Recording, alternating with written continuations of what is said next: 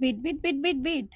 सो आपको राधा अष्टमी का व्रत करना है, बट बेसिक डिटेल्स आपके पास नहीं है। तो आइए जानते हैं थोड़ी सी बेसिक डिटेल्स, ताकि आपको ये व्रत करने में आसानी हो। सर्वप्रथम, इस साल ये व्रत किस तारीख को होगा और किस समय से किस समय तक होगा, वो जानना ज़रूरी है।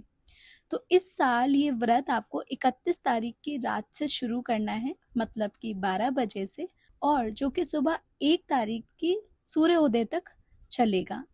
दूसरा, कि लाडली जी का प्राकट्य समय क्या है। हमारी लाडली जी का प्राकट्य समय 4 बजे है, तो आप 31 तारीख को ही सुबह 4 बजे पंचामृत से स्नान कराएंगे और उनको भोग पवाएंगे। उसके बाद आप भी वही पंचामृत ग्रहण करेंगे और अपने व्रत को कंटिन्यू करेंगे।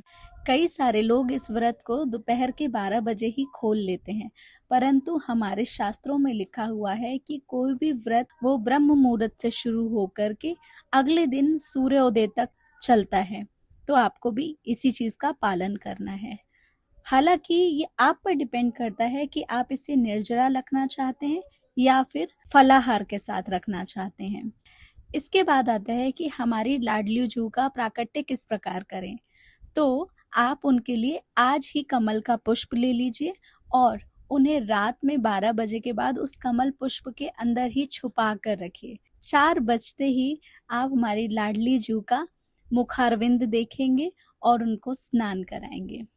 हमारी लाडली जी को नीला रंग बहुत पसंद है, तो यदि आपके पास नीले रंग की कोई भी ड्रेस है तो आप लाडली जी को स्नान आदि के बाद वही ड्रेस पहनाएं, या फिर येलो कलर की ड्रेस पहनाएं। और अगर नहीं है तो बस अच्छे भाव से किसी भी तरीके की वस्त्र पहनाइए, वो खुश हो जाएंगी, रीझ जाएंगी।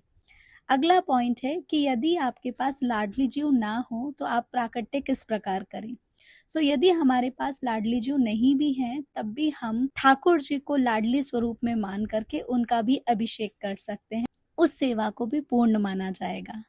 और यदि आपको लाडली जी या ठाकुर जी दोनों का ही विग्रह नहीं है, तो आप कोई भी चित्र देखकर या मन में सिर्फ उनके नाम का भाव रख करके इस व्रत को पूरा करें और सारी विधि को फॉलो करें। क्या 4 बजे प्राकट्य के बाद दोबारा सो सकते हैं? बिल्कुल नहीं।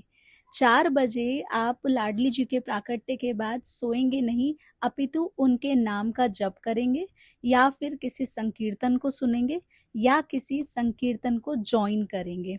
बस इतना सरल था हमारी लाडली जी का व्रत करना। तो क्या आप कर रहे हैं व्रत? कमेंट में जरूर लिखिए और कहते रहिए जय जय श्री राधे श्याम।